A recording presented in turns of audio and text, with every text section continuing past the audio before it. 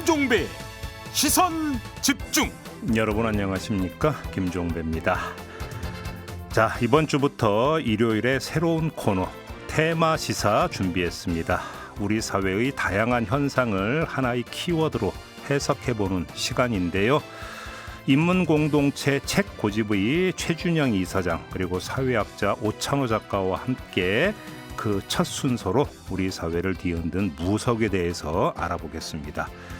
1월 4일 일요일 김종배의 시선집중 광고 듣고 시작합니다.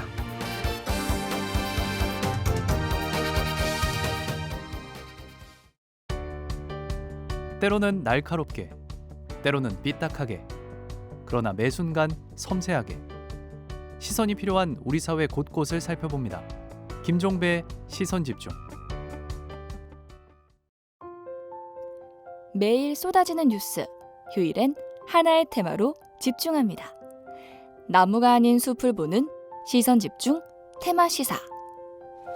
네, 저희가 새롭게 준비한 일요일 고정 코너 테마 시사 첫 시간인데요. 첫 번째 테마는 바로 무속입니다.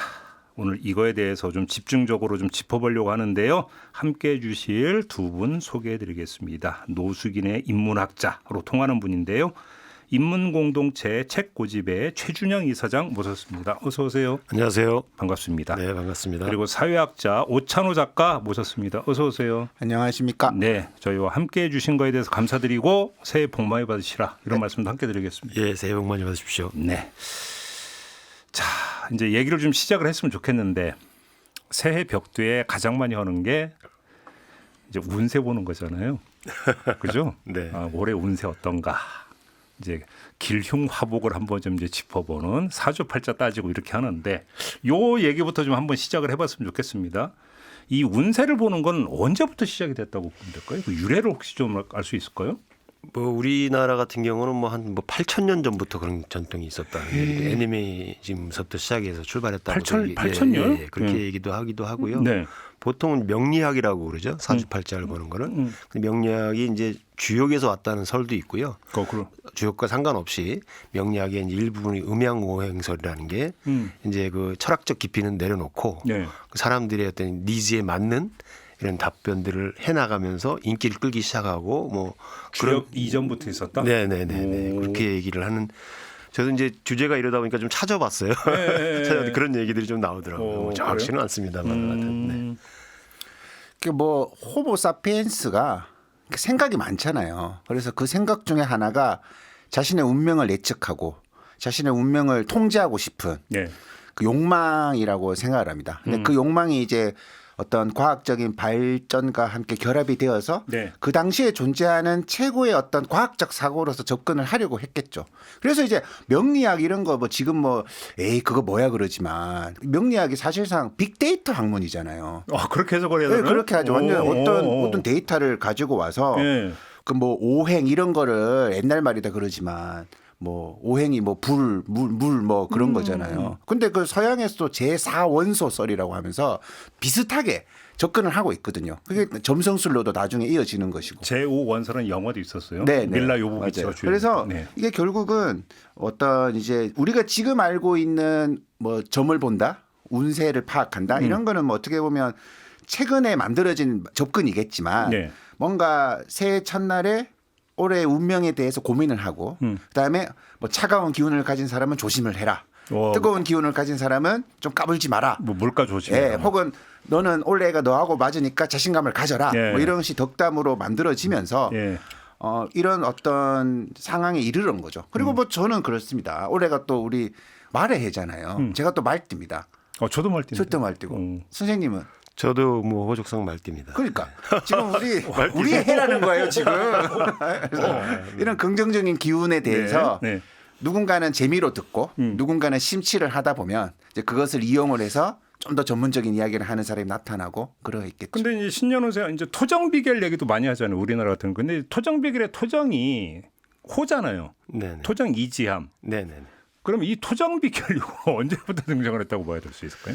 이 도참이라고 예, 하는데 예. 토종비결을 이제 뭐 풍수 같은 것과 연결을 시켜서 이제 그거를 자연의 섭리 같은 것들 풀어서 예. 뭐 지리의 어떤 땅 뭐 이런 것들이 어떻게 달려 있다 이런 것들을 풀어내는 것들인데 사실은 우리나라 사람들은 그런 그 뭐 교리가 정리돼 있거나 이런 뭐 종교 이런 것보다는 이렇게 오래전부터 회자돼 왔던 것들에 더 쉽게 영향을 받기도 하고 네. 거기에 따라서 자기 운명이 연결돼 있다고 믿는 경향들이 굉장히 강해서 우리가 무속이라고 하지만 사실 무속이란 말은 조금 폄훼하는 의미가 느낌이 좀 있고요.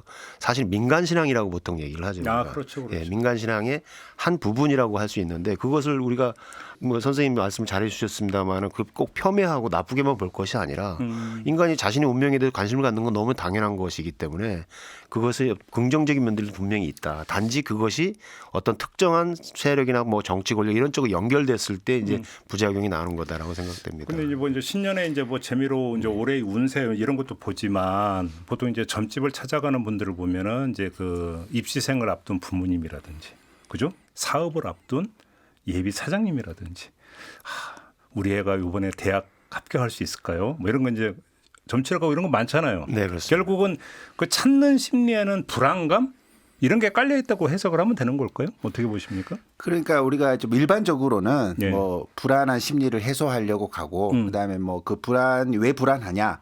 뭐 경쟁이 심해서 그렇다. 뭐 이런 식으로 이야기를 하는데 조금 더 우리가 그걸 섬세하게 살펴보면 한국의 어떤 그 예를 들어서 뭐 대학 합격하게 해주세요. 우리 뭐 회사 취업하게 해주세요. 뭐 승진하게 해주세요. 네. 이게 약간 그냥 뭐 아니면 말고가 아니라 그 당사자들한테는 되게 중요한 문제라는 거죠. 오, 그럼요. 그렇죠. 예. 그래서 이제 그러면 그 바늘 구멍을 통과하기 위해 가지고 굉장히 많은 노력들을 하는데 예. 이 바늘 구멍이라는 것은 통과한 사람하고 통과하지 않은 사람이 비슷합니다. 그래서 이제 한국은 어떤 거냐면 아무리 봐도 저 인간이 나보다 잘날 리가 없는데 나는 안 되고 쟤는 되고 있어요. 아무리 생각해도. 왜냐하면 바늘 구멍을 통과하게 노력을 했다라는 것은 다 준비했다는 거죠. 하라는 거 다 했거든요. 그렇죠. 근데 왜 나는 안 될까라는 질문을 던지면 지푸라기도 잡을 심정으로 마지막으로 의지할 것을 찾아갈 수밖에 없는 그런 거죠. 이게 뭐냐면 경쟁 사회가 불안이 심하다 그러지만 전 세계 다 경쟁하거든요. 그래서 이제 나온 게 한국 사회에 이제 그 사자 선거가 있잖아요. 운칠기삼이라고. 그렇잖아요. 모든 분야에 통용되는 그렇죠. 네, 만고불변의 천운도 있고 시운도 있다 뭐 이런 네, 얘기 하잖아요. 맞습니다. 그죠? 혹시 근데 두 분 혹시 그 점집을 찾아보신 적이 있을까요? 없습니다. 고백의 시간 한번 가져보도록 하겠습니다. 저는 없습니까? 개인적으로 끌려간 적이 한 번 있습니다. 오. 같이 있던 일행이 오. 한번 가보자 해서 그래 한번 어떠셨습니까? 갔던 적이 있습니다. 저는 뭘 기본적으로 신뢰하지 않기 때문에 예. 뭐 한 귀로 듣고 한 귀로 흘리고 말았는데 네. 같이 갔던 일행은 그걸 굉장히 깊이 받아들여서 오. 그걸 자꾸 저한테 되뇌이더라고요. 그래요? 점쟁이가 이렇게 얘기했지 않냐, 음. 이렇게 얘기했지 않냐 이런 식으로. 그래서 이 사람들이 거기에 쉽게 빠져들고 있구나라는 걸 근데 확인했던 적이 한편으로는 있습니다. 너무 심각하게 생각하지 말고 뭐냐 그러니까 운세가 안 좋다고 나왔다라면 이거 조심하라 이런 얘기 하잖아요. 네네. 조심해서 나쁠 건 사실 없잖아요. 그렇게 점성술이나 이 점쟁이들이 하는 말이 사실은 저는 신뢰가 안 가는 이유가 그게 틀려서 신뢰가 안 가는 게 아니라 너무 잘 맞아서 신뢰가 안 가는 거예요. 그럼 무슨 그러니까 아주 말씀이세요? 교묘하게 들었을 때 설득력 있는 말만 하거든요. 해석이- 그동안 고생 참 많이 하셨는데 앞으로 운이 풀릴 겁니다. 그러면 굉장히 기분이 좋잖아요. 만약 일이 잘 풀리면 내가 노력해서 잘 풀린 게 아니라 점쟁이가 그렇게 얘기했었어. 이렇게 생각하게 만들고 그렇죠. 점성술의 문구들도 다 그렇게 짜여져 있거든요. 그러니까 그렇죠. 사실은 서로가 서로 의존하는 마음 속에서 합리적인 결론을 같이 만들어간 것 같아요. 무속이나 주술이나 이런 것들이. 그러니까 그 내 바램이 담겨 있는 답을. 그러니까 컨설턴트라는 게 그렇잖아요. 컨설팅이라는 게 어떤 정답을 제시하는 게 아니라 오너가 요구하는 답을 제시해 주는 역할을 하잖아요. 마찬가지로 점을 보는 사람, 주술에 의존하는 사람이 원하는 답을 들려주는 그런 분야가 아닌가 이런 생각이 들어요. 무속의 심리학이네요. 그런 심리가 있죠. 그렇죠. 네. 사실 그렇게 따지면 네. 저도 예언 많이 할 수 있죠. 언젠가 집값은 떨어진다.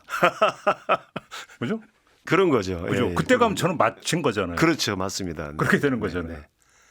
그렇네. 근데 거기에 과학이 있다라고 주장하는 게 그쪽에 이제 심취해 있는 사람들이 얘기고 예. 뭐 무슨 뭐 연월 일시 뭐 천간 지지 뭐 이런 게 8개를 통해서 뭐 이게 아까 빅데이터라고 얘기했던 것처럼 다양한 자료들을 근거로 해서 만들어진 거다 이렇게 주장하는 사람들이 있고 일반인들이 꼭 거기까지 관심을 갖고 거기에 뭐 과학이 있고 명확한 어떤 진리가 있고 이렇게 생각할 필요는 없는 거고 가볍게 받아들이면 되는 건데. 예. 그래서 이제 원래 그 정통 무속인이 있습니다. 그러니까 정통 무속인은 뭐예요? 돈을 많이 못 벌어요. 그러니까 상업적 행위를 많이 하지 않는데, 그러니까 정말 자신이 무속인의 길을 가고자 하는. 그래서 이제 그게 이제 명리학도 사실상 보면 운명을 내가 바꾸는 게 아니라 내 운명을 알고 나를 그 위치에 놓는 거예요. 내가 이제 나는 잘 되어야 된다 이게 아니라 내가 어떤 운명인지를 알고 살아가는 거죠. 근데 우리나라 같은 경우에 이 길룡화복이라는 것이 결국은 뭐 인간사에서 좋은 일 나쁜 일 그런 걸 뜻하는데, 복은 나한테 오고 화는 피해야 되거든요. 그렇죠. 그러니까 원래는 그런 게 아니죠. 전 진짜 무속인은 그 무속인의 발언에 따르면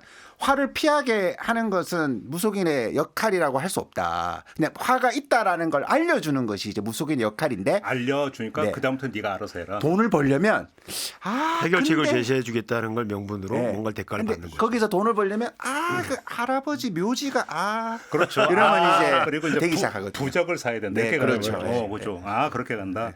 근데 사실 제가 야구를 되게 좋아하는데, 야구를 하면 이제 뭔가 좀 안 풀리는 야구 선수를 개명하는 경우가 되게 많아요. 네, 그렇죠. 네, 네. 어찌 본다면 이제 같은 맥락에 있을 수도 있다고 하는데 저는 그 심정을 충분히 이해할 수 있을 것 같아요. 뭐냐면 거기에는 지푸라기라도 잡고 싶은 심정, 뭔가 분위기를 한번 바꿔보고자 하는 어떤 욕망, 이런 것이 깔려 있다고 봐야 되는 거고, 그걸 꼭 나쁘게 볼 건 아니잖아요.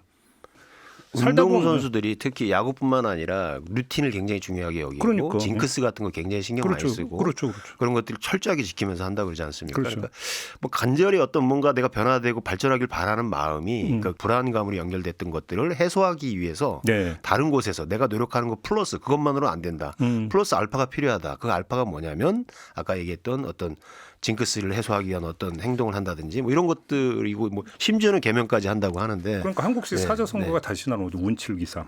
그죠? 그리고 그게 지금도 이사할 때 손 없는 날 따지고 맞아요. 제주도 같은 경우에는 신구간이라 그래가지고 이전 신이 사라지고 새로운 신이 오기 전까지 한 일주일 정도 시간에 이사를 집중적으로 하거든요. 그러니까 아직 규명이 안 된 게 그거잖아요. 왜 12월 3일이었느냐. 그것도. 알겠습니다. 조금만 좀 범위를 넓혀서 이제 개인적 차원의 문제는 뭐 개인이 알아서 하면 되는 문제인데, 그것이 먼저 통치 내지 정치 이런 영역으로 이제 이게 그 스며드는, 근데 사실은 스며들었다는 표현도 성립이 안 되는 게, 원래는 원조는 이거 아니었습니까? 옛날로 거슬러 올라가면 부족사회는 제사장이 캡이었잖아요. 그리고 그렇죠. 제사장이 캡이었다는 것은 결국은 이걸 원리로 해서 공동체를 운영을 해왔다는 얘기가 되는 거잖아요. 따지고 보면 원조가 이거 아닙니까? 그때는 이제 정교가 분리되기 전 그렇죠. 시절이죠. 그렇죠. 네, 지금은 이제 종교하고 이제 정치가 좀 분리된 걸 기본으로 하기 때문에 네. 원래는 그랬지만 지금은 그렇게 합쳐지거나 서로 연결을 하고 영향을 주는 거는 좀 굉장히 안 좋은. 그러면 선사 시대까지는 가지 않고 역사 시대로 왔을 때에서 전쟁을 할지 말지, 권력자가 그러니까 뭔가를 결정을 할 때 점을 치는 경우도 되게 많이 있지 않았습니까? 역사적으로. 네, 그렇습니다. 그렇죠. 그리고 뭐 유명한 장군 앞에 가서 절하고 전쟁하기 전에 예. 그런 것도 굉장히 많고. 그러니까 그렇죠. 예. 이게 그 거의 그러니까 뭐 개인의 삶은 물론이고 정치의 영역까지도 이게 너무 많이 그러니까 스며 있는 것 같고, 사실 여기서 실명을 얘기하는 뭐하지만 저도 들은 얘기 되게 많아요. 그러니까 우리나라의 정치인 같은 경우도 이름만 대면 알만한 아주 유명 정치인들이 그렇게 그 점을 많이 봤다는 얘기가 많이 있거든요. 사실 이전에도 지금 저 구치소에 있는 그 뭐 저기 무속 논란을 빚었던 그 부부 말고도 그 이전으로 가더라도 사실은 무속과 연결되어 있는 얘기가 되게 많거든요. 대표적인 게 뭐 선거를 앞두고 뭐 집을 이전한다든가 이사를 한다든지. 뭐 그다음에 또 조상 묘를 합장하고 뭐 합장한다든가 그런 건 정말 이장을 많죠. 한다든가 그런 건 네. 기본적으로 그렇게 버젓이 또 해왔던 정치 것 같아요. 기사로 실렸잖아요. 네. 아무개 정치인이 뭐 이제 조상의 묘를 이장을 했다, 이런 거 뭐 정치 기사로 다 실리고 했었거든요. 근데 저는 그 언론에서 그걸 다뤄주는 방식에 문제가 있다고 생각해요. 예, 동의해. 그거를 아주 중요하게 다뤄주다 보니까 마치 그게 어떤 큰 역할을 했던 것처럼 이렇게 오해를 사게 하기도 하고, 사실 가십인데 이게 마치 뭐 그 정치인의 이력을 얘기할 때 뭐 이장을 했다더라, 뭐 내지는 이사를 갔다더라, 뭐 이런 것들이 마치 당선이나 어떤 결과에 주요한 영향을 미쳤던 것처럼 이렇게 보도했던 경향들이 있거든요. 그런 근데 것들은 좀 오해를 불러일으키는 요소들이 아닐까 그러니까 좀 싶기도 심리를 하고요. 보면 네. 그러면 정치인 내지 권력자라면 더 할 텐데, 그 사람들이 갖고 있는 특성이 뭘까를 보면은 뭔가를 결정을 하는 사람들. 근데 결정이라고 하는 것이 결국은 도 아니면 모이기 때문에 불확실성 속에서 결정을 하는 거잖아요. 어느 길로 갈 것인지. 근데 거기서는 부담감이라는 불안감. 결국 이런 것 때문에 무속에 의존했다. 이렇게 이해를 해야 되는 걸까요? 좋게 설명을 하면 정치 권력이라는 것은 예. 우리가 가질 수 있는 권력 중에 가장 불안한 권력이다. 네. 그 위치에 오르는 것도 굉장히 힘들고 그렇죠. 또 납득도 안 되죠. 이번에 내가 공천을 받아야 되는데 예. 저 인간이 또 공천을 받았어. 그러니까 뭔가 납득되지 않은 일들이 너무 많고 네. 또 권력을 가지게 되면 하루아침에 다 잃을 수도 있고 그러니까 이런 것들이 굉장한 불안감을 조성을 하니까 그렇죠. 그 옆에 이제 사람들이 달라붙어서 풍수지리부터 시작을 해가지고 네. 계속 막 거봐라 이런 식으로 확정 편향에 걸리면서 이제 그런 일들이 계속 이어져 오는 네. 그러니까 예전에도 우리나라 역사에서 이렇게 이름 날린 승려들이 굉장히 많이 있습니다. 이제 원래 승려는 그런 거 하면 안 되는데 뭐 풍수지리하고 좀 엮어가지고 어쩌고 저쩌고 하면 이 권력 옆에서 가장 큰 어떻게 보면 많은 걸 누리게 되는 거죠. 그러니까 그 속성이 지금까지 그대로 이어져 오고 있는 거죠. 이게 좋게 말하면 이 정치 권력이라는 것은 굉장히 섬세하고 굉장히 어떻게 보면 불안의 가장 최고점에 있는 위치이기 때문에 네. 그런 실수를 할 가능성이 매우 높지만 그렇게 따지면 뭐 우리나라만 정치합니까? 다른 나라도 다 정치를 하잖아요. 근데 우리나라에서 아직도 그러한 것이 있다라는 것은 그냥 좋게만 해석해서는 안 되고 결국은 이 민주주의라는 것은 자기 결정에 설명할 의무가 있는 건데 네. 그 정치인이 어떤 결정을 했을 때 그 설명할 의무라는 것은 어떤 데이터라든가 어떤 역사라든가 어떤 미래적인 비전에서 설명을 해야 되는데 그냥 느낌이 왔다. 느낌이 왔다. 이런 식으로 만약에 정책을 만든다면 네. 우리가 그렇잖아요. 지금 막 미사일도 이렇게 로켓도 써가지고 위성도 돌리는데 온갖 데이터로 결정을 하는 건데 오늘 참 미사일 쏘기 좋은 날씨다. 그러면서 미사일 쏠 수가 없는 거예요. 예. 그러니까 결국 이거는 좋게 말하면 정치인들이 불안해서이지만 조금 더 냉정하게 말해보면 사실상 어떤 근대 과학적인 사고 방식이나 이런 것들이 굉장히 미흡한 거죠. 미사일 면에서. 쏘는데 날씨는 중요하긴 해요. 그렇죠. 네. 그건 중요하긴 해요. 네, 그죠? 맞습니다. 근데 정치인들이 대체로 보면 특정 종교를 가지고 있어요. 뭐 기독교나 뭐 그렇죠, 가톨릭이나 그렇죠. 뭐 불교나. 근데 그 종교인이라고도 볼 수 있는데 종교에 대한 기본 개념을 이해를 못하는 건지 아니면 보여주기 위해 표를 얻기 위해서 그 교회를 가고 성당을 가는 건지 종교라는 게 사실은 뭐 아까 말씀하신 호모 사피엔스 어떤 유발 하라리도 그런 얘기를 했는데 거대 종교가 되기 위해서는 살아남기 위해서는 보편적 가치를 추구해야 되는 거잖아요. 거기에 물론 선교성이 덧붙여져야 되겠지만 근데 사실은 종교라고 하는 게 탄생 자체가 우리가 죽음이라고 하는 것이 예수를 탄생시켰듯이 죽음 이후 내세에 우리가 어떤 곳으로 갈 거냐에 대한 고민으로부터 종교가 탄생한 건데 사람들이 자꾸 현세에서 어떤 결과를 얻으려고 하는 거예요. 그래서 종교에 대한 이해가 부족한 거예요. 그러니까 무속과 종교가 나눠지는 것이 그 지점인 것 같아. 내세를 위해서 우리가 덕을 쌓는 삶을 살아야 된다.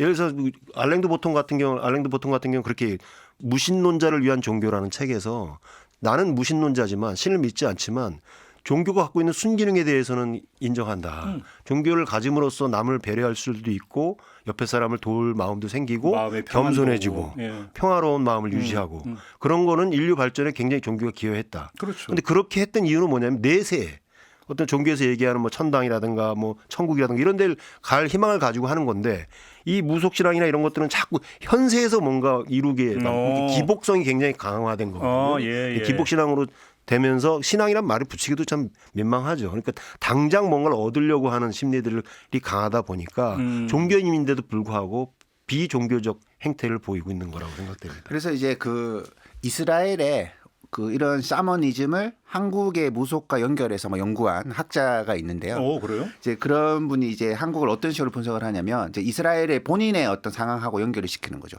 그러니까 이제 유대인들 같은 경우에는 종교가 100%거든요. 그러니까 뭐냐면 내가 유대교면 삶 전체가 그 가르침에 따라서 기준을 가지고 살아가는데 그렇죠. 한국은 그런 사람이 되게 드물고 네. 그 100%인 사람들은 또 굉장히 보면 극단적인 주장을 하는 사람이 많고 대표적으로 예를 들어서 저도 가톨릭 신자지만 성당이 어디 있는지도 잘 모르고 하지만 저를 위로할 수 있는 말이 있습니다. 실제 조사를 보면 한 번도 35%를 넘지 않습니다. 그러니까 가톨릭 신자인데 매주 성당 성당에 가서 미사를 참여하는 사람이 신자 중에서 네, 신자 중에서도 30% 정도에 불과해요. 오, 그래요? 그래요. 그러니까 이건 결국 뭐냐면 우리의 종교라는 것은 사실상 어떤 가정에서 들어왔지만 내가 좀 위로받을 수 있고 그 이상을 넘어가지를 않는 거죠. 그렇기 네. 때문에 뭔가 불안정한 무엇에 대해서 의지할 곳을 찾아가게 되고 그래서 이제 무속인들 중에는 그게 왜 잘못이냐. 기복을 우리가 빌어주는 게 왜 잘못이냐라는 거죠. 예를 들어서 불교는 해탈. 기독교는 구원 이런 소리를 하고 있는데 우리는 그 사람이 일상 속에서 가지고 있는 고민을 들어주는 네. 유일한 존재이지 않느냐. 그래서 네, 사모니즘이라는 것 자체는 그냥 존재할 수밖에 없는 것이지 그것을 이렇게 쉽게 말하면 뭐가 다르냐? 샤머니즘을 그냥 배척해야 되는 것만으로는 인간의 본질을 이해할 수 없다라고 주장하시는 무속인들도 실제로 꽤 많죠. 그럼 여기서 중간 지점에 온 것 같은데 정말 무속 내지 민간 신앙과 우리가 이제 보통 종교라고 부르는 것은 본질적으로 같은 걸까요? 다른 걸까요? 이 사장님 어떻게 생각하세요? 뭔가 또 초자연적인 힘을 빌어서 내 삶을 바꾸거나 내 내세를 어떤 원하는 곳으로 가고 싶어 한다는 측면에서 보면 어떤 신비로움 힘 뭐 이런 것들에 기대려고 하는 심리로 봤을 때는 같은 뿌리라고 보여지는 거죠. 근데 네. 아까 말씀 지향점이라든가 거기 추구하는 가치라든가 이런 데서 갈리는 거고 예. 또 아까 말씀드렸듯이 미래의 어떤 내세의 어떤 삶을 위해서 그걸 믿고 따르는 것이 아니라 당장 나 자신에게 이해관계로 다가오는 어떤 일들의 예. 이해를 좀 얻기 위해서 하는 거라면 이건 약간 사이비성 또는 뭐 이런 사입이라고 그러나요? 그런 쪽으로 가깝게 가는 게 아닌가. 그런데 이제 민간신앙이라고 하는 것이 특성이 뭐냐면 거대 종교처럼 어떤 교리가 정해져 있거나 일단 뭐 어떤 해야 될 거 그렇죠. 해야지 말아야 될 거 이런 게 딱딱 정해져 있지가 않기 때문에 그렇죠. 개개인별로 믿는 방식도 다 다르고요. 네. 그걸 의지하는 방식도 다 다릅니다. 뭐 정한수 떠놓고 밤새 기도를 하는 어머니가 계신가 하면 뭐 갓바위를 매일매일 올라가는 분도 있는 거고 그렇죠, 그렇죠. 또 어떤 분은 점쟁이를 찾아서 점괘를 계속 들으려고 하는 것. 그다음 점성술 또 뭐 믿는 분들 지금 타로 이런 걸 통해서 또 뭔가 자기 운세를 그렇죠. 보려고 하는 사람들도 그렇죠. 있고 네. 다양한 방식으로 나오는데 네. 그게 아까 말씀드렸듯이 가장 기저에는 이게 불안감이라고 하는 것, 그다음에 욕망, 불안감 플러스 욕망이거든요. 뭔가 당장 뭐가 되고 싶은 그렇죠. 어떤 심리. 얘기가 이제 진행이 되다 보니까 뭐 자연스럽게 종교 얘기를까지 넘어왔는데 여기서 잠시 끊고 좀 종교까지 좀 오늘 그 2부에서 얘기를 좀 하는 걸로 하죠. 잠시만요.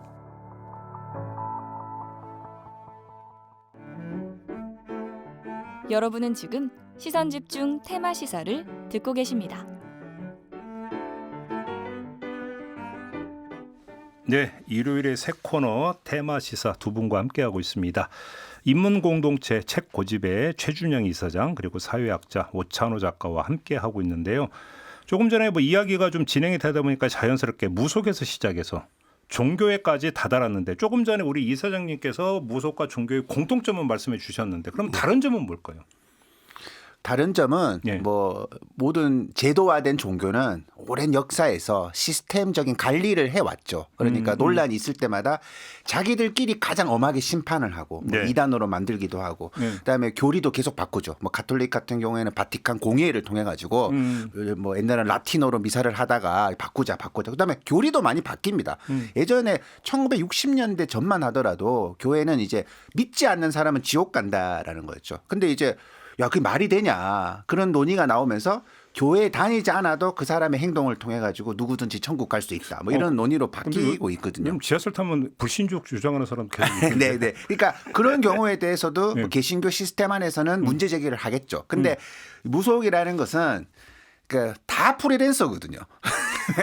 다 프리랜서예요. 다 프리랜서. 서로 그러니까 믿기가 않지. 이게 이제 굉장히 중요한 시스템적인 차이가 문제가 있고 그다음에 이 역사에서 보면 이제 일본 같은 경우에는 사실상 뭐 다 신이잖아요. 완전 뭐 맞아요. 예. 일본이 그렇죠. 그렇죠. 예. 신토라고 하는 건데, 근데 일본은 그 메이지 유신 그 과정에서 국가 위주로 막 흩어져 있는 것들을 좀 정리를 해가지고 국가 신토를 만들어내고 하면서 그때는 이제 공무원이 관리를 하고 그것이 그 이후에는 이제 민간에서 관리를 하지만 그러니까 전체가 나돌아다니지 않는 형태로 가 있거든요. 그러니까 이제 어떻게 보면 일본에서는 맨날 뭐 신사에 가서 참배하고 하지만 일상에서는 대단히 그 과학적인 사고를 하면서 살아가는 거죠. 그러니까 우리가 제사를 지내듯이 그냥 신사 참배하고 다 일상을 돌아와가지고는 뭐 어떤 영을 갖고 와서 살지 않고 이제 한국 같은 경우에는 이게 시스템적 관리도 없었지만 어떤 제도권에서 역사가 배척을 한 역사죠. 엄청나게. 특히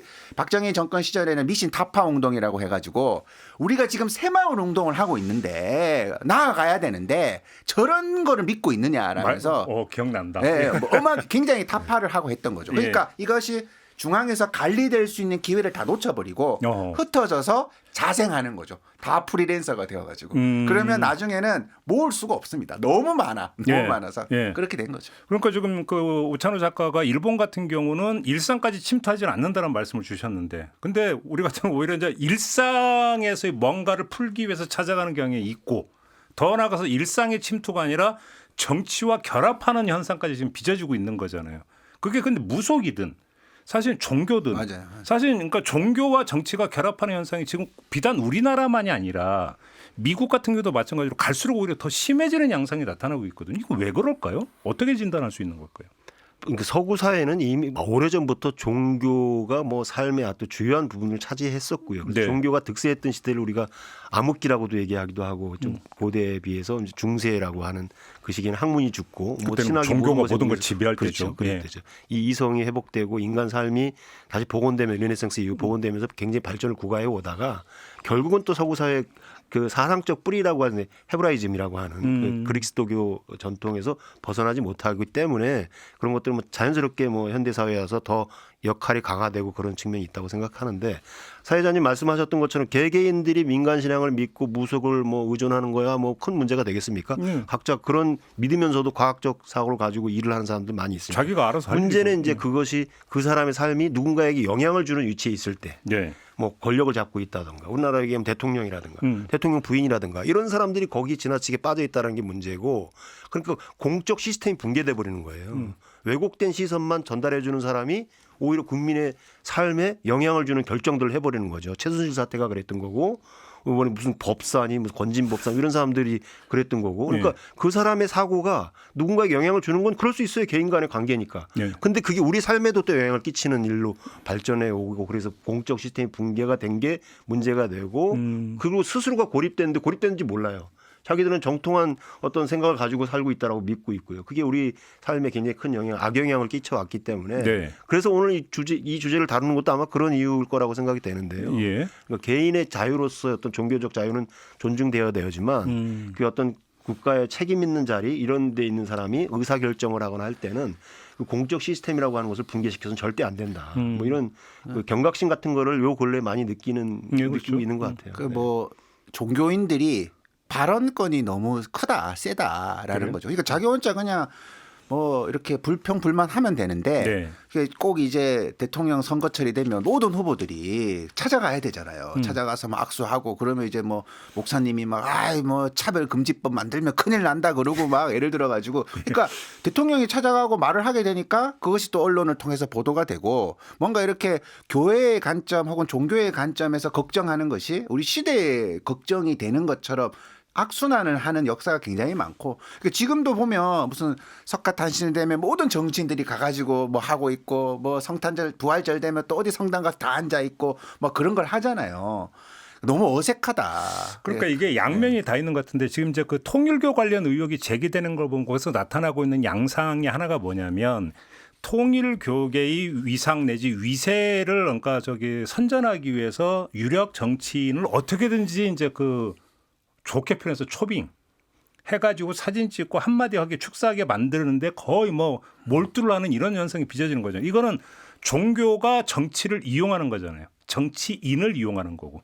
그래서 이렇게 지금 한국 사회에서 잘 나가는 권력자가 와서 축사를 했다. 우리가 어떤 존재냐? 이 정도의 존재다. 이러면서 교세 확장의 수단으로 삼고 이런 부분이 있는 거고, 또 정반대로 정치 입장에서는 그렇게 그러니까 결합을 함으로써 이른바 그 정치인들이 가장 무서워하면서 가장 바람하지 않는 게 조직된 표잖아요.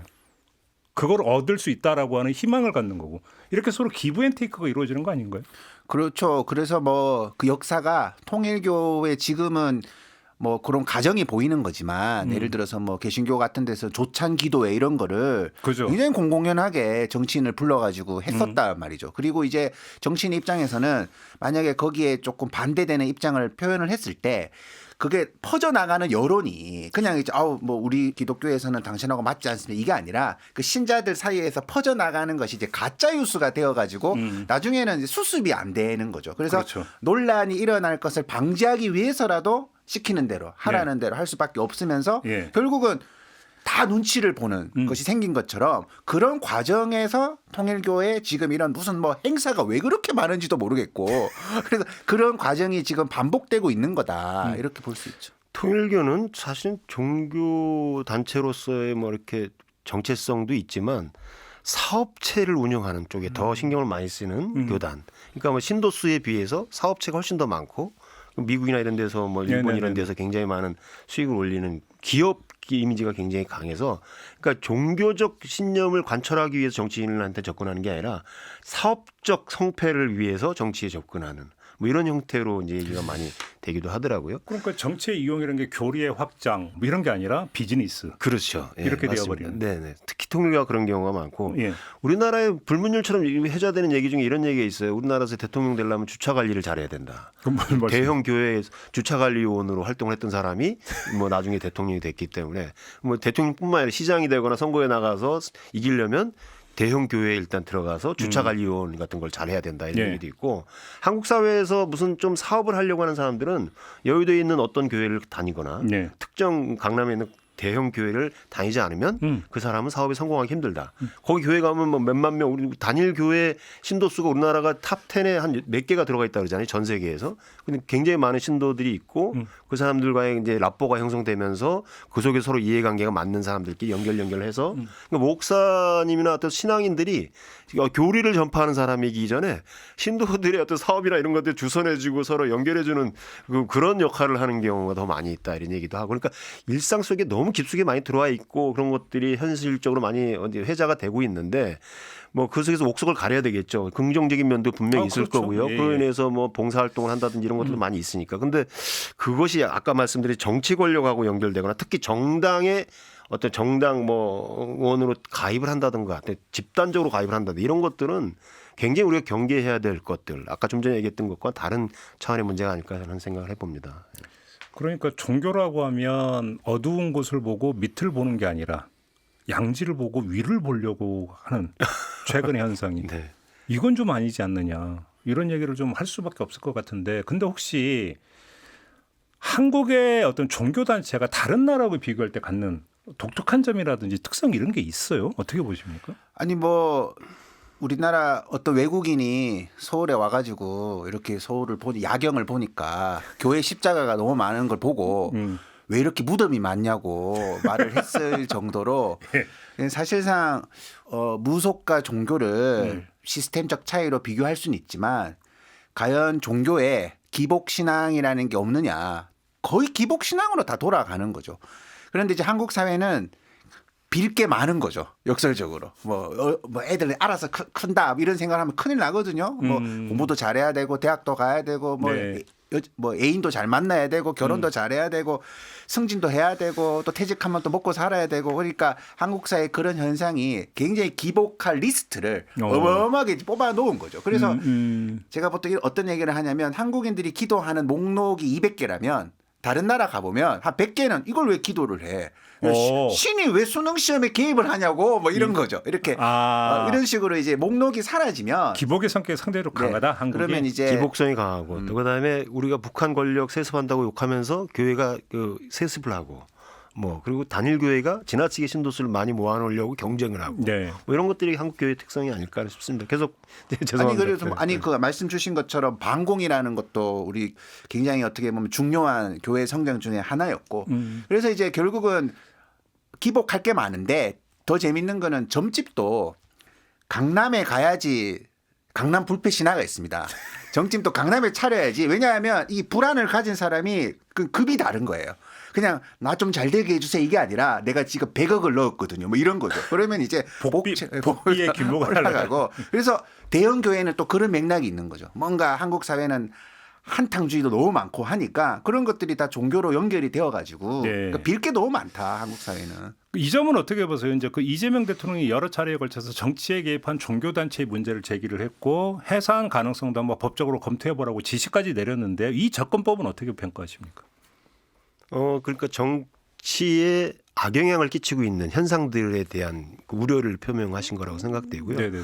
뭐 법이나 이런 걸 동원해 가지고 뭐 종교 단체 정상적인 종교 활동을 하고 있는 단체를 해산시키고 해체한다든가 이런 것들은 엄청나게 비난을 받을 일이고요. 안 그러니까 되죠. 지금 행태들이 나오고 있는 행태들에 대한 비판적 사고가 그렇게 표현된 게 아닐까 싶고요. 실제로 뭐 해체는 하냐 마냐 이런 문제는 아닌 것 같고요.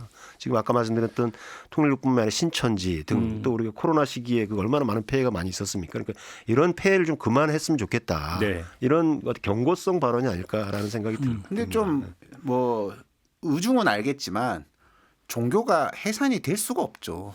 이 종교의 심리와 종교의 역사상을 알면 그게 뭐 그런 식으로 해서 해산될 거면 세상에 뭐 나쁜 종교는 존재하지도 않을 것이고 또 지금의 그 접근은 그러니까 대중들이 환호할 수는 있지만 부메랑이 되어가지고 돌아올 가능성이 매우 크다. 예. 그래서 제가 볼 때는 조금 신중하지 않은. 그러니까 사실상 보면 정치가 종교하고 결탁하지 않기 위한 노력을 해야 된다라는 거죠. 그러니까 왜 종교가 정치인 옆에 와서 기웃거려가 아니라 접근 자체가 종교 분리를 하기 위해서 본인이 의지를 가져야 되는 것이지 이 종교 유착의 책임이 무슨 어떤 종교의 누군가의 어떤 나쁜 성격 때문에 나타난 것이 아니다. 그러면 정치인이 지녀야 할 자세로서 좀 접근을 하는 것이 좀 더 무난하게 넘어가지 않을까. 알겠습니다. 저희가 좀 너무 부정적인 방향으로 좀 얘기한 것 같아서 다른 점도 좀 얘기를 해야 될 것 같은데 이렇게 이야기하는 사람들이 한국 사회를 보면 참 이상하고 경이롭다. 뭐냐면 유럽의 역사 이런 걸 보면 종교가 분쟁을 일으키고 거의 유혈 사태까지 일으키는 경우가 허다하게 많은데 그것이 종교와 종교 간의 어떤 전쟁으로까지 나타났는데 한국은 공존하고 있다. 참 이상한 사회다. 외국에서 이렇게 이야기하는 사람들이 이건 어떻게 보세요? 저도 그 얘기는 들은 바가 있습니다. 그러니까. 뭐 서구의 종교의 역사를 살펴보면 종교 전쟁 아까 말씀했던 종교 개혁이라는 게 일어나고 나서 뭐 루터, 칼뱅 뭐 이런 기독교의 새로운 교파들이 생기면서 어마어마한 전쟁, 몰살시키기도 하고 뭐 이런 일이 많이 있었죠. 그런 과정을 우리가 익히 알고 있는 이후에 우리는 사실 해방 이후에 대부분 이제 보통 종교 단체들이 많이 생겨났고 뭐 공식적으로 활동을 시작했기 때문에 그런 역사를 충분히 알고 있고 종교가 타 종교를 인정해야 된다라고 하는 것들은 뭐 우리 사회에서는 뭐 당연한 것처럼 이해되기 시작하고 그랬기 때문에 저는 제가 뭐 이렇게 아주 섹시한 주장을 하고 있지는 못한 것 같은 생각이 드는데 지금 말하면서도 우리나라는 그런 거에 대한 어떤 우리 기본적으로 선한 거죠. 그래서 다른 사람들을 인정하는 톨레랑스가 사실 서구에서 나오는 개념이지만 한국 사회만큼 이렇게 관용적 사고를 많이 가진 사람들이 있는 데가 있을까라는 생각이 들기도 하고 그렇습니다. 근데 뭐 우리나라 조사를 해보면 항상 무교가 많으니까 무교가 많이 나오거든요. 그래서 이제 이거는 이제 어떻게 보면 한국이라는 것은 서구가 말하는 그 제도권 종교라는 것은 그렇게 큰 의미로는 이제 받아들이지 않는다. 이 성향이 강하고 또 어떤 종교적 다툼이라는 측면에서 살펴보면 워낙 이제 불교가 탄탄히 역사에서 구축되고 또 유교의 과정을 거쳤지만 그 이후에 이제 뭐 기독교라는 것은 특히 천주교 같은 경우에서는 뭐 다 죽으면서 들어오잖아요. 어마어마한 박해를 통해서 이제 알려지고 사실은 기독교는 선교사와 함께 이렇게 들어오는 과정이 있으니까 이것이 본질적으로 기존의 문화에 충돌하지 않고 우리가 이제 너무나 많은 피를 봤던 거죠. 그래서 동양에서 이 서양 종교라는 것은 막 다 갈아엎어서는 안 된다. 항상 인정하고 가야 되는 측면에서 유입이 된 경우가 많이 있기 때문에 그래서 이제 유입의 역사의 특수성을 좀 봐야 된다. 공존이 돼버린 거죠. 그렇게 보면. 근데 원래 이제 천주교라는 것이 중국을 통해서 들어올 때도 이제 예수의 사제들이 이거를 이제 천주라는 개념을 번역을 한단 말이에요. 신을. 근데 그게 사실상 보면 신의 한 수였거든요. 그러니까 이제 하늘의 이치, 하늘의 주인에 관한 개념을 가지고 오면서 너희들이 말하는 어떤 상제의 개념과 그 전지전능한 신의 개념이 그렇게 틀리지 않아라고 메시지를 던져주면서 그게 이제 한국으로 넘어와서 막 토론을 한 거죠. 막 그 책을 놓고 그러면서 이제 나중에 이제 박해를 당하게 되는데 그건 다르게 말해 보면 뭐 이렇게 주도권을 감히 기독교가 잡기 위해 가지고 네. 막 엄청난 막 투쟁을 한다든가 그런 것은 불가능했고 그런 과정에서 나중에 이제 해방 이후에 이승만 정권과 함께 또 기독교라는 것이 자연스럽게 좀 자리를 잡아가는 그런 역사에서 살펴보면 종교 때문에 막 서로 싸우는 것은 네. 역사에서는 조금 낯설었을 것 같다. 참으로 다행이다. 네네. 서구는 뭐 거의 뭐 종교가 분리돼 있다고 하지만 종교가 거의 지배하는 세상. 네네네. 우리는 뭐 그렇지는 않은. 아까 예수회를 말씀하셔서 잠깐 생각나는 게 있는데 중국을 통해서 예수회 쪽에서 통해서 이제 우리 천주교가 들어왔는데 일본은 좀 다른 경로로 들어왔다 그래요. 도미니크에 이런 쪽으로 들어와서 일반 서민들 대상으로 포교가 이루어졌고 네네. 포기하죠 나중에는. 네. 근데 그게 이제 그 이후에 근대화에 굉장히 지대한 영향을 끼쳤다는 거예요. 중국이나 우리나라는 지식인들 대상으로 선교를 했기 때문에 지식인들의 종교가 됐던 거고요. 그러니까 그들이 예수의 신부들이라는 분들 자체가 지식인이어서 예. 자기들이 원하는 걸 갖고 들어와서 알려주는 형식이었는데 일본은 반대로 서민들한테 접근을 해서 그들이 자기들이 원하는 문물, 뭐 새로운 신문물 이런 것들 원하는 거를 적극적으로 수용하고 받아들이고 그래서 그렇죠. 아시아에서는 최초로 근대화에 성공한 나라가 되고 우리는 그렇지 못했다. 뭐 이렇게 예수에 관련해서 좀 부정적으로 얘기하는 얘기도 좀 있는 것 같습니다. 예. 그 좀 이제 얘기가 좀 진행이 되다 보니까 요 얘기까지 좀 해야 될 것 같은데 특정 종교라든지 특정 종교 단체에 대해서 비판은 해야 되는 거죠. 네, 얼마든지 해야 되고 잘못된 행태를 보면 당연히 해야 되는 거고. 근데 문제는 이제 이것이 어떤 혐오로 가면 안 되는 거 아니겠습니까? 뭘 조심해야 된다고 생각하십니까? 그러니까 이제 그 믿는 사람이 네. 상처를 받는다라는 것이 정말 큰 거거든요. 그러니까 이제 그냥 나 욕해라 이게 아니라 내가 믿는 이 종교를 저렇게 말하는 사람을 약간 이제 속된 말로 정말 죽여버리고 싶을 정도로 화를 느끼는 거죠. 네. 이게 종교적인 신앙을 누가 건드린다라는 것은. 그렇기 때문에 이거를 과학적으로 보면 네가 너무 강박을 지녔다 이렇게 설명할 수 있지만 종교가 그런 과학을 가지고 있는 거죠. 사람을 그 종교적 믿음이라는 것은 내가 이것을 잘못했다라고 누가 비판을 했을 때 합리적인 토론을 하는 게 아니라 막 화가 머리 끝까지 나버리는 자신이 믿는 모든 걸 부정해 버리는 거잖아요. 네. 그래서 이런 것에 대해서 접근을 할 때 결국은 종교의 본질이라는 것은 똑똑한 사람이 옆에 와가지고 야 차근차근 하나하나 짚어보자라는 식으로만 되지는 않는다라는 거죠. 그래서 속도 조절도 굉장히 중요하고 또 한편으로는 종교가 스스로 그 문제를 이해하고 자정할 수 있도록 흐름을 잡아줘야 된다라는 거죠. 결국 그렇게 될 때 어떤 잡음 없이 종교가 변화할 수 있는 거니까. 그렇죠. 그런 거죠. 뭐 무속에 의해서 종교 얘기까지 나왔는데 저는 이 얘기 논의가 여기까지는 와야 된다고 생각해요. 사실은 우리가 종교 얘기만 일방적으로 하고 있는데 사실은 가장 크게 갈등하는 건 종교와 과학이거든요. 예전에 뭐 어떤 정부에서는 뭐 창조 과학 회원이 뭐 장관 후보로 되는 바람에 어마어마하게 비난을 받고 천지창조 뭐 인류의 역사가 몇 년이 이거 놓고도 굉장히 논쟁이 많고 진화론을 믿느냐 창조론을 믿느냐 이거 갖고 싸움이 많고 그래서 종교를 오히려 폄훼하거나 또 종교를 무시하는 경향들이 과학계에 팽배했었어요 사실은. 근데 이제 최근에 와서는 이제 과학과 종교의 상보성이라고 그래서 세상을 바라보고 해석하는 방식의 차이가 있는 거지. 관점의 차이다. 그래, 관점의 차이인 거지. 과학적 사고를 우선하는 사람들은 종교를 등한시하고 네. 종교인들은 과학을 또 배척하는 이런 세상이 돼서는 안 된다. 뭐 그런 얘기들을 하고 있기 때문에 그 종교 속에 있는 과학성, 과학 속에 들어있는 어떤 신념을 쫓는 어떤 종교성 이런 것들을 서로 인정하는 그런 문화가 생겨나지 않겠나라는 생각을 해봅니다. 참 어려운 문제가 종교는 믿음이잖아요. 네. 근데 사실은 믿음은 어떤 그 종교를 믿는 신자 입장에서 자기 정체성이잖아요. 그렇습니다. 정체성이라는 결국은 그러니까 자기 믿음. 나는 이런 사람이야라고 생각하는 게 정체성인 건데 그것을 가장 핵심적 구성성물은 결국은 믿음인데 그거에 대해서 뭐 혐오를 한다든지 부정을 해버렸을 때는 이것은 아예 대화 자체가 안 돼버리는 거니까 자기를 부정하는 것이 돼버리는 거잖아요. 그렇습니다. 그 얘기가. 그러면 이제 이것이 아니라 그걸 존중하는 상태에서 어떻게 잘못된 행태라든지 부작용이라든지 이런 것들을 같이 토론할 수 있느냐. 이 기반을 어떻게 그리고 환경을 어떻게 만들어가느냐 이게 가장 핵심적인 문제인 것 같아요. 한번 떠오르는 인물이 한 분 있는데요. 노을 그래요? 김용옥 선생의 큰형님이신 김용준 교수라는 그분이 과학과 종교 사이에서라는 책을 냈는데요. 말년에. 그러니까 과학인으로서의 정체성과 종교인으로서의 정체성이 부딪힐 수밖에 없는데 두 개의 정체성을 늘 가지고 평생을 살아오셨던 거예요. 네. 그래서 어떨 때는 종교적 관점에서 사안을 바라봐야 되고 어떨 때는 과학인으로서 이 충돌하는 경우가 많이 있었는데 그거를 그 충돌 지점을 해소하기 위해서 이분이 가다모의 해석학에 빠져들면서 이제 서로 간에 어떤 것을 절대성을 주장하는 순간 그것은 왜곡되거나 오히려 진리를 해칠 수 있다. 그래서 절대성의 갑옷을 내려놓은 과학, 절대성의 갑옷을 벗어던진 종교.